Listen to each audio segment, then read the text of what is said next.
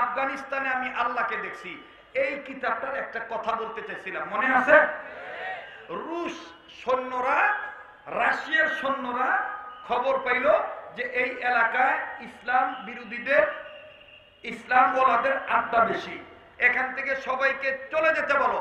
সবাই যার যার মতন চলে গেলেন। আমার বন্ধুগণ অন্যত্রে চলে গেলেন, অন্যত্রে চলে গেলেন। কিন্তু একজন হাফেজে কোরআনের মা কাঁদতেছে আর ডাক দিয়ে বলতেছে, বাবা আমি আমার একটা ছোট্ট একটা ব্যাংটোপা, ব্যাংটোপা চিনেন? ব্যাংটোপা চিনেন না মনে? ওই যে অনেকে টাকা পয়সা জমা রাখে না, কেউ বাঁশ ফুটা করে রাখে, কেউ কাঠ ফুটা করে রাখে, কেউ মাটির ব্যাংকে রাখে, কেউ প্লাস্টিকের ইত্যাদি ইত্যাদি, মানে এক জায়গায় কিছু টাকা গচ্ছিত ছিল। এই মা বলতেছে, বাবা আব্দুর রহমান আমি কিছু টাকা ওই অমুক জায়গায় থুয়ে আসছিলাম চালের নিচে, কিন্তু এই টাকা ছাড়া তো আমরা এখন চলতে পারবো না, আনাজ তরি তরকারি কিনতে গেলে টাকার প্রয়োজন হবে। হাফেজ আব্দুর রহমান মাত্র 12 বছরের সন্তান। কত বছরের সন্তান? আমি শুধু ইমানের কথা বলতেছি, মানে আল্লাহর পক্ষে থাকলে আল্লাহর পরিচালক, এই কথাটা বুঝাইতে চাইতেছি। কষ্ট হচ্ছে নাকি আপনাদের? হাফেজ আব্দুর রহমান ডাক দিয়ে বলতেছেন, আম্মা কি করতে হবে বলেন? বলতেছে, বাবা আমরা তো আর ওখানে যাইতে পারবো না, ওই টাকাটা এখন কি করে আনতে পারি? বাপ ছেলে ডাক দিয়ে বলতেছেন, আম্মা আপনি আমার জন্য দোয়া করেন, আমি টাকাটা নিয়ে আসি। সুবহানাল্লাহ বলেন। বাচ্চা ছেলেটা মাত মাত করে হন হন করে চলে গেছে, কিন্তু রাশিয়ান সৈন্যরা বলে দিছে যাওয়ার পরে আবার যদি কেউ আসো তাকে কিন্তু গুলি করা হবে। তাকে কি করা হবে? গুলি করা হবে। রাশিয়ান সৈন্যদের গুলির দিকে ভ্রুক্ষেপ না করে এই আফগানের মুজাহিদ 12 বছরের সন্তান হাফেজ আব্দুর রহমান মায়ের গচ্ছিত টাকা আনার জন্য চলে গেছেন। আমার বন্ধুগণ দূরবীন দিয়ে যখন দেখছেন যে একজন মুসলমানের বাচ্চা কাবলি সেট পরে আবার পুরনো জায়গায় আবার আসছে, দূরবীনে যখন ধরা পড়ছে, রাশিয়ান সৈন্যরা গাড়ি নিয়ে হাফেজ আব্দুর রহমানের কাছে চলে গেছে, যে চতুর্দিকে গুলি অ্যাটাক করে দাঁড়ায় আছে, পিস্তল কাটা রাইফেল বা যা যা আছে সব নিয়ে দাঁড়ায় আছে। দাঁড়ায় বলতেছে, এই বেটা তুমি গেলা আবার আসলা কেন? এখন তোমাকে গুলি মেরে দেই। হাফেজ আব্দুর রহমান বলতেছে, আপনাদের গুলির মাধ্যমে যদি আমার জীবন নাশ হয়ে থাকে, আল্লাহ যদি আপনাদের কাছে আমার মরণ লেখে থাকে, তো গুলি মারেন, আমি মৃত্যুর জন্য তৈরি আছি। এই কথা বলার পরে রাশিয়ান সৈন্যরা একটু দমিয়ে গেছে, দমিয়ে বলতেছে, তুমি আসলা কেন? রাশিয়ান সৈন্যদের কথার প্রতি উত্তরে হাফেজ আব্দুর রহমান ডাক দিয়ে বলতেছেন, মুরব্বীরা আমার মা কিছু টাকা রেখে গেছে, এই টাকা আমি নিতে আসছি, অন্য কোন চক্রান্ত করার জন্য আসি নাই। আমি একজন হাফেজে কোরআন, আমার এই সিনার মধ্যে 30 পারা কোরআন লুকায়িত আছে। এ বন্ধু রাশিয়ান ক্যাপ্টেন লিডার ডাক দিয়ে বলতেছে, এই বেটা কোরআনের কথা বলছিস, আজকে তোর কোরআনের পাওয়ার দেখবো, তারপরে পরের কথা আমি শুনবো। খুব খেয়াল করে শোনেন ভাই আমার বন্ধুরে। হাফেজ আব্দুর রহমানকে গ্রেফতার করা হলো। গ্রেফতার করার পর বলতেছে, তোমার সিনার মধ্যে যে কোরআন আছে, এই কোরআনের পাওয়ার আমরা দেখব। রাশিয়ান সৈন্যরা হাতে তালি দেওয়া শুরু করে দিল, কোরআনকে অপমান করবে, না না পারবে না কোরআনের পাওয়ার দেখাইতে। আমার বন্ধুগণ আব্দুর রহমানকে যখন গ্রেফতার করা হলো, গ্রেফতার করার পর চতুর্দিকে যখন তারা পিস্তল অন্যান্য অস্ত্র শস্ত্র নিয়ে দাঁড়াইল, হাফেজ আব্দুর রহমান ডাক দিয়ে বললেন, আল্লাহ আমি আমার মায়ের আমানতে টাকা নেওয়ার জন্য আসলাম, আর এই বেটারা আমার কোরআন শরীফ তোমার কালামে পাককে বেজ্জিত করার জন্য আমাকে ষড়যন্ত্র করতেছে। আল্লাহ আল্লাহ তুমি ছাড়া আমার কেউ নাই গো আল্লাহ। আজকে কিন্তু আমাদের মুসলমানদের আল্লাহ ছাড়া কেউ নাই। কথা বলেন ঠিক না ঠিক? যুগে যুগে কোরআন হাদিসকে অপমান করা হইতেছে। মুসলমান বাইরে হাফেজ আব্দুর রহমান কান্দার ডাক দিয়ে বলে, আল্লাহ আল্লাহ তুমি ছাড়া আমার কেউ নাই।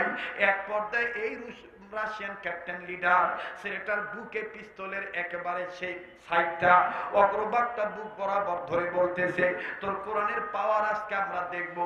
হাফেজ আব্দুর রহমান বললেন, কেমনে দেখবেন?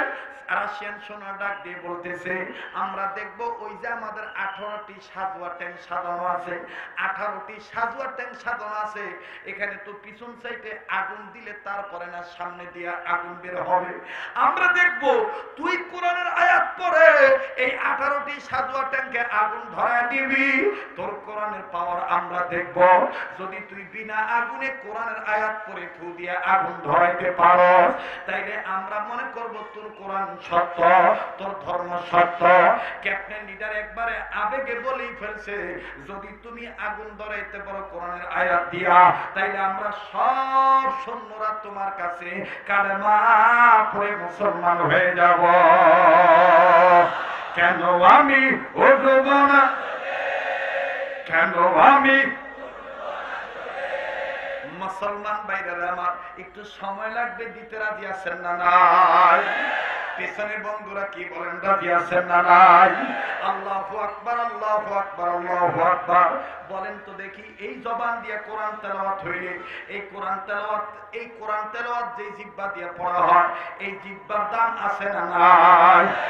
কয়টা কথা বলি গো। মুহাম্মদুল্লাহ হাফিজ জুজুর রহমাতুল্লাহ আলাইহি নাম শুনছেন আপনারা? হ্যাঁ, ওনার একটা শাগরেদ ছিল ক্যান্সারের রোগী, বিদেশে চলে যাবে চিকিৎসা করার জন্য। নাকি আবার রাগ হইতেছেন আপনারা? আমার নাম দিয়ে দিছে বড়রা আকাবিরদের ক্যানভাসা। কিসের ক্যানভাসা? আমি সুযোগ পাইলে আকাবিরদের ক্যানভাসাই করি, তাতে যা হয় হবে। কথা বলেন ঠিক কিনা? আল্লাহ ওয়ালাদের কথা বললে আল্লাহ ওয়ালাদের রুহানিয়াত চলে আসে। কথা বলেন ঠিক কিনা? আমার বন্ধুগণ, হাফিজ জুজুর রহমাতুল্লাহ আলাইহির একজন শাগরেদ বিদেশ যাবে, ক্যান্সারের রোগী। ডাক্তার দেখাইলো বাংলাদেশে, ডাক্তাররা বড় বড় ডাক্তার সব মিলজিল করে জবাব দিয়ে দিল যে আপনার চিকিৎসা এই দেশে হবে না, ইংল্যান্ডে চলে যান, লন্ডনে চলে যান। লন্ডনে পাঠিয়ে দেওয়ার জন্য সবকিছু ওকে। বাংলাদেশ থেকেও 2টা ডাক্তার তার সাথে যাবে। আমার বন্ধুগণ, তো হাফিজ জুজুরের শাগরেদ হাফিজ জুজুর রহমাতুল্লাহ আলাইহির কাছে যাইয়া ডাক দিয়ে বলতেছেন, হযরত জি, আমি তো চিকিৎসার জন্য লন্ডনে যাব, আমার এই অবস্থা, আমার ভিতরে ক্যান্সার হয়েছে, আপনি আমার জন্য একটু দোয়া করেন। হাফিজ জুজুর রহমাতুল্লাহ আলাইহি ওনার জীবনীতে পাওয়া যায়, দেখবেন একটা কিতাব আছে ছোটদের হাফিজজি, এরকম দেওয়া আছে। ওইটাতে দেওয়া লেখা আছে হাফিজ জুজুর রহমাতুল্লাহ আলাইহি সব সময় এই শাহাদাত আঙ্গুলটা উঁচা করে রাখতেন। কি করে রাখতেন? উঁচা করে রাখতেন। কেউ জিজ্ঞাসা করছে, মুহাম্মদুল্লাহ আপনার হাতটা এরকম উঁচু করে রাখেন কেন? কয় আমার এই উঁচু করার অর্থ হলো আল্লাহ তাআলা এক। কথা বলেন, আল্লাহ তাআলা, আল্লাহ তাআলা এক। আল্লাহু আকবার। যার কারণে দেখা গেছে 2জন বুজুর্গ ইন্তেকালের পরেও আঙ্গুল উঁচা ছিল। একজন হলেন শামসুল হক ফরিদপুর রহমাতুল্লাহ আলাইহি, আর একজন হলেন মুহাম্মদুল্লাহ হাফিজ জুজুর রহমাতুল্লাহ আলাইহি। আমার বন্ধুগণ, এই মুহাম্মদুল্লাহ হাফিজ জুজুর রহমাতুল্লাহ আলাইহি আঙ্গুল উঁচু করে সুন্দর করে যখন ডাক দিয়ে বলতেছে, আচ্ছা তোমার কোথায় ক্যান্সার হয়েছে? বলে, হযরত আমার ভিতরে ক্যান্সার হয়েছে। কয়েকটু পানি নিয়ে আসো, 1 গ্লাস পানি নিয়ে আসো। পানি নিয়ে আসে, হাফিজ জুজুর রহমাতুল্লাহ আলাইহি ফু দিয়ে দিছে। ফু দিয়া ডাক দিয়ে বলতেছেন, এই 1 গ্লাস পানিকে 3 ভাগ করবা। 1 ভাগ বিমানে ওঠার আগে খাইবা, আর 1 ভাগ বিমানে উঠতে খাইবা, আর 1 ভাগ চিকিৎসা করার আগে, অপারেশনের আগে খাইবা। তার মানে লন্ডনে যাইয়া খাইবা। সুবহানাল্লাহ বলেন না? তো এই বেটা করছে কি, হাফিজ জুজুর রহমাতুল্লাহ সামনে এক ডুব খাইয়া বলাইছে। যেহেতু বিকাল বেলা সন্ধ্যার দিকে বিমান উঠবে, হাফিজ জুজুরের সামনেই খাইছে। এক ডুব খাইয়া বাড়িতে যাইয়া এই ডাক দিয়ে ছেলেদেরকে ডাক দিয়ে বলতেছে, এই বিমানের টিকিটের টাকা কি ফেরত আনা যাবে? আল্লাহু আকবার, আসতে বলে। বলে, বিমানের টিকিটের টাকা কি ফেরত আনা যাবে? বড় ছেলে ডাক দিয়ে কয়, কেন? কয়, আমার তো মনে হয় না যে আমার ভিতরে ক্যান্সার আছে। তো ছোট ছেলে আর মেজো ছেলে বড় ছেলে সবাই মিলে দিলে বলে, মানুষ মরার আগে অনেক আবল তাবল কয়। আব্বাই তো মরে যাইব, এলাকা আবল তাবল কইতেছে। কইয়াদের টিকিটের টাকা ফিরে তাম যাইত না, এটা কইয়া বাপের থামায় রাখছে। তো বিমানে উঠছে। বিমানে ওঠার পরে এই বুড়া ক্যান্সারের রোগী পুরাটা বিমানে ওঠার পরে এক ডুব খাইছে। খাইয়া খালি পুরাটা বিমান খালি ঘুরঘুর ঘুরঘুর ঘুরঘুর ঘুরঘুর করে খালি ঘোরে। তো ছোট বলা বড় বলার ডাক দেখা, ভাইয়া রুগী কি আমরা না আব্বা? কয়, রুগী কি আমরা না আব্বা? কয়, কে আব্বাই? কয়, আব্বাই দি বয় না, আব্বাই দি খালি ঘোরে। কথা বুঝতে পারছেন? এক পর্যায়ে যখন লন্ডনের জমিনে নামছে, নামার পরে এখন বাঙালি ডাক্তারদের কথা অনুযায়ী, রিপোর্ট অনুযায়ী বিদেশি ডাক্তাররা টিম গঠন করছে। টিম গঠন করে বাঙালি ডাক্তার সহ এই ব্যক্তির ক্যান্সার কি পরিমাণ আছে, কি অবস্থায় আছে, এটাকে পর্যবেক্ষণ করছে, পরীক্ষা করছে। পরীক্ষা করে দেখে ক্যান্সারের কোনো বালাই নাই। আল্লাহু আকবার। এবার বিদেশি ডাক্তাররা বাঙালি ডাক্তারের কইতেছে, তোমাদের কে বলছে এই লোকটার ক্যান্সার? বাঙালি ডাক্তাররা কয়, এই যে রিপোর্টে তো দেখছি তো না ক্যান্সার আছে তো। কয় আমাদের রিপোর্টে তো নাই। এই যখন একটু তক্কাতকি লাগছে, বড় ছেলের কানে আওয়াজ হয়েছে। বড় ছেলে ঢুকে কয়, স্যার আসলে ঘটনা কি, আমার আব্বা একটা পানির কথা কইছিল, এইটা আমরা গুরুত্ব দেই নাই, ভাবছিলাম মরার আগে মানুষ অনেক আবল তাবল কয়। কয় কি বল?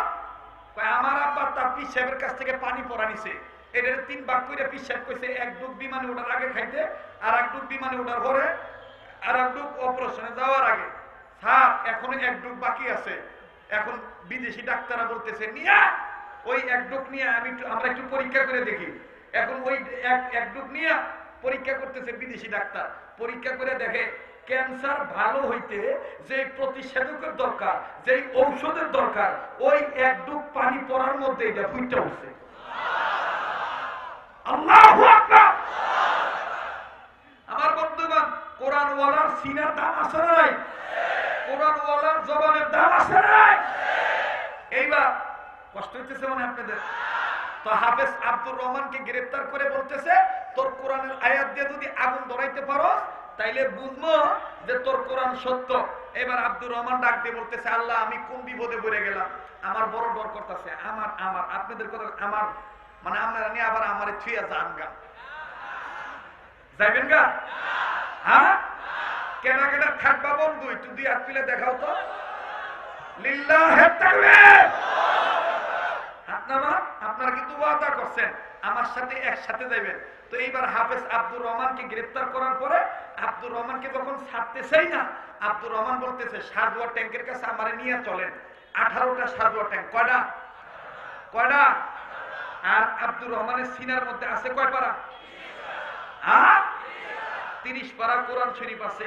হাফেজ আব্দুর রহমান 18টা সারদুয়ার ট্যাঙ্কের কাছে যাইয়া এদেরকে বলতেছে, দাদা ভাই আমাকে একটু পানি দেন, 1 লোটা পানি দেন, 1 মন্দা পানি দেন, আমি ওযু করব। হাফেজ আব্দুর রহমান সুন্দর করে ওযু করছে। ওযু করে মায়ের টাকাটা গুছার মধ্যে রাখছে। মায়ের টাকা গুছার মধ্যে রাখা হাফেজ আব্দুর রহমান এবার সালাম ফিরাইয়া আল্লাহকে ডাক দিয়ে বলতেছে, আল্লাহ আমি আমার ইজ্জত রক্ষা করার জন্য তোমার কাছে বলবো না। আল্লাহ এরা আমার কোরআনকে অপমান করবে। ও আল্লাহ আমি যদি কোরআন পড়া আগুন ধরাইতে না পারি তাহলে এরা ইসলামকে ভুয়া বলবে।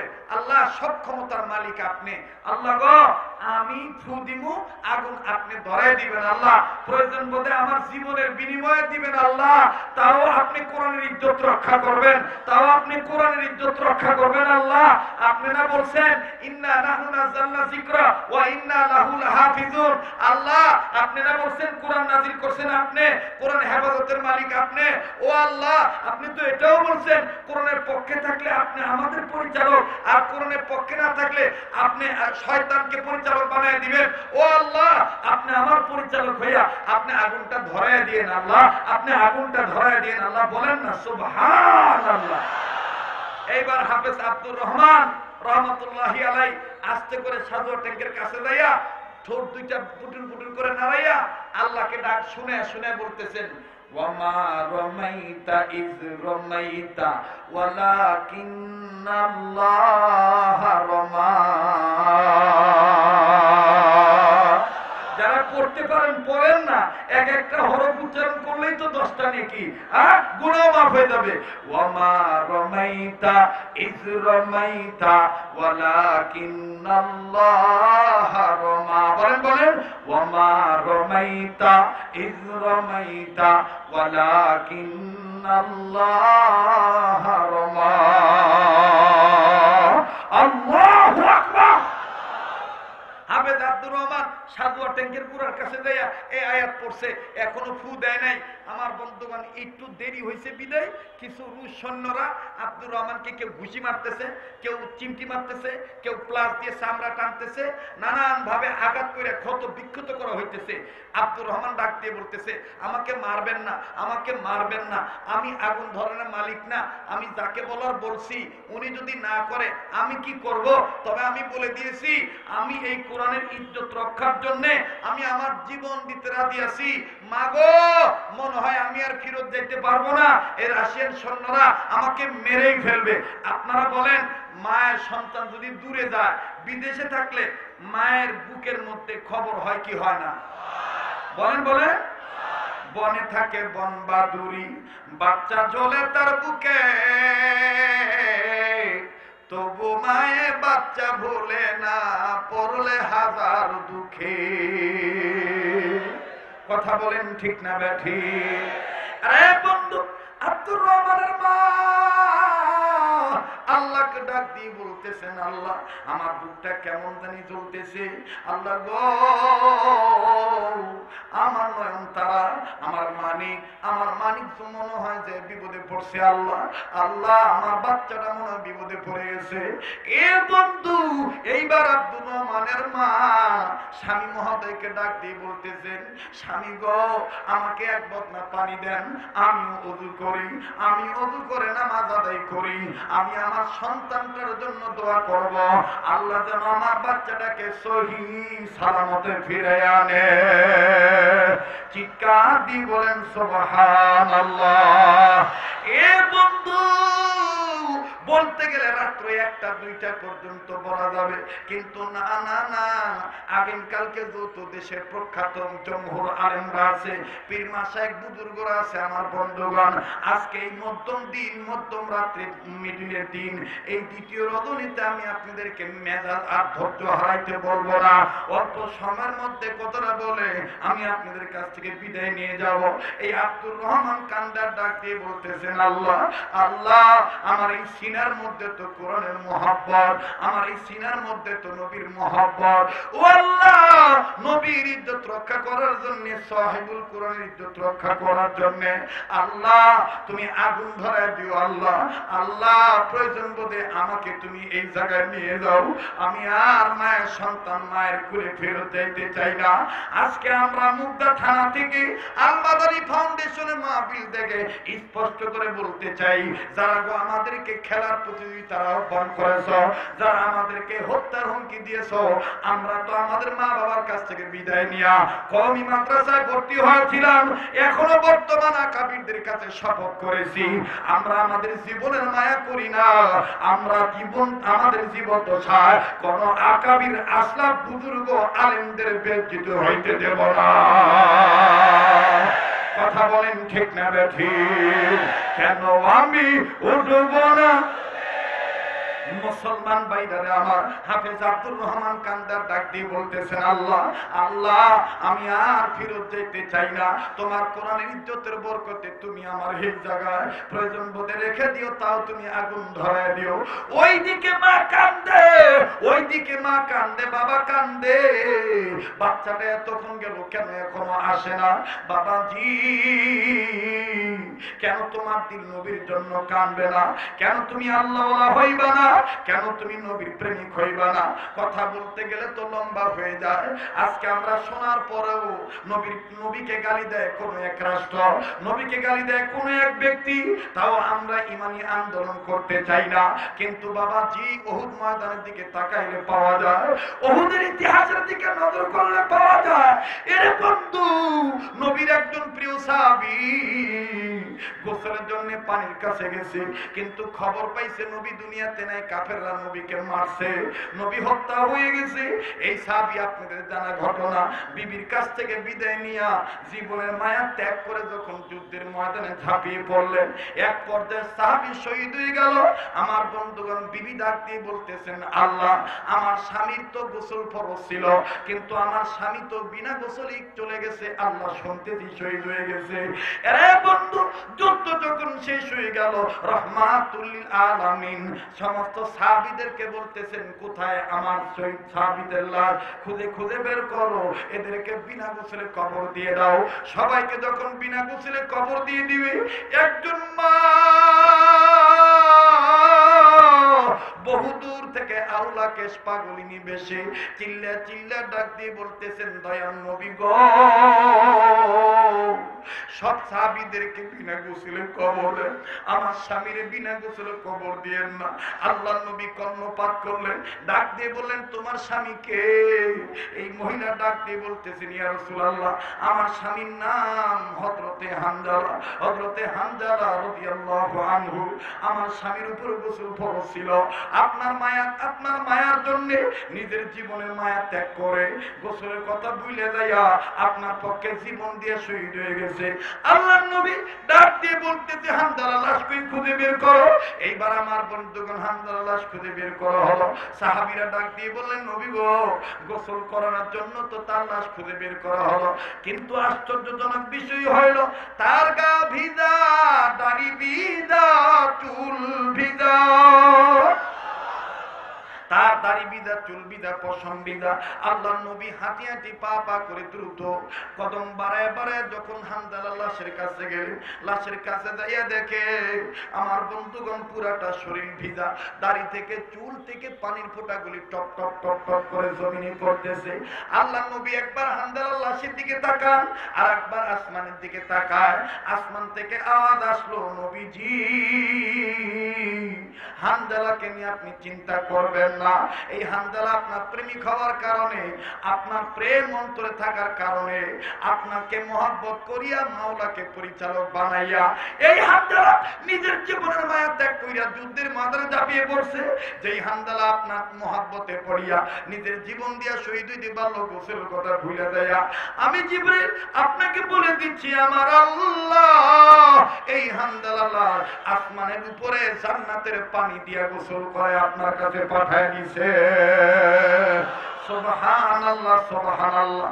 বাবাজি, আসলেই তো বাদান অনিবার্য কারণে আজকে আমার উঠতে মঞ্চে উঠতে রাত হয়ে গেছে। কথা দিয়ে গেলাম বন্ধু, আল্লাহ যদি আবার কোনদিন আমাকে ময়দানে আনে, আমি আপনাদেরকে পাই পাই করে পুঙ্খানুপুঙ্খানু ভাবে আমি হুব্বে রাসূলের আলোচনা করব। আমার পূর্বে মুফতি আল্লামা ফরিদউদ্দিন আল মুবারক, তিনিও কিন্তু বাদান হুব্বে রাসূলের কথা বলেছেন, নবীজির গোলামির কথা বলছেন। নবীজির গোলামি মানে হইল নবীজিকে অনুসরণ করা। আল্লাহ বলে, বন্ধু মনে আছে কিনা জানি না, হাফেজ আব্দুর রহমান কান্দার ডাক দিয়ে বলতেছেন, আল্লাহ এই পাগড়িটার অপমান হবে, আল্লাহ এই কাবলি সেটের অপমান হবে, এই পাঞ্জাবির অপমান হবে, ও আল্লাহ ইসলামের অপমান হবে। মাবুদ গো, যদি আমি আগুন না ধরাইতে পারি, এরা কোরআনের গায়ে আগুন ধরে দিবে। কারণ আমাদের মাদ্রাসাগুলিতে এখন কোরআন শরীফ আছে। মুসলমান বাইরে আমার আল্লাহর ওলি হাফেজ আব্দুর রহমান কান্দে আর কান্দে। এক পর্যায়ে যখন তাকে একেবারে অত্যাচার করা হলো, তার উপর যখন নির্যাতন চালানো হলো, হাফেজ আব্দুর রহমান এবার আমার বন্ধুগণ সাজোয়া ট্যাঙ্কের কাছে দাঁড়াইয়া ডাক দিয়ে বললেন, আল্লাহ, একটা ডাক দেন না, বলেন না আল্লাহ, আমি এখন ফু দিমু, তুমি আগুন ধরা দিও।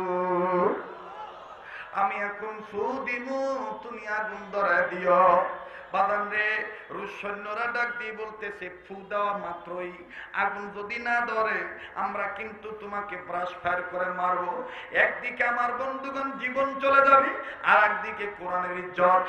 মুসলমান ভাইরা আমার, হাফেজ আব্দুর রহমান এবারে 18টি সাজোয়া ট্যাঙ্কের সামনে দাঁড়াইয়া চমৎকার ভাবে যখন বললেন, আল্লাহ ওয়া মা রামাইতা ইয রামাইতা ওয়ালাকিন্নাল্লাহা রামা। মাবুদ গো, ফু দেওয়ার মালিক আমি, আগুন ধরার মালিক তুমি। মাবুদ গো, আমার ইজ্জতের বিনিময় হইল, আমার জীবনের বিনিময় হইল, কোরআনুল কারীমের ইজ্জত তুমি রক্ষা করো। এখনই আমি ফু দিয়ে দিলাম। ও বন্ধু, বিসমিল্লাহ বলে যখন ফু দিয়ে দিল, এর বাবাজি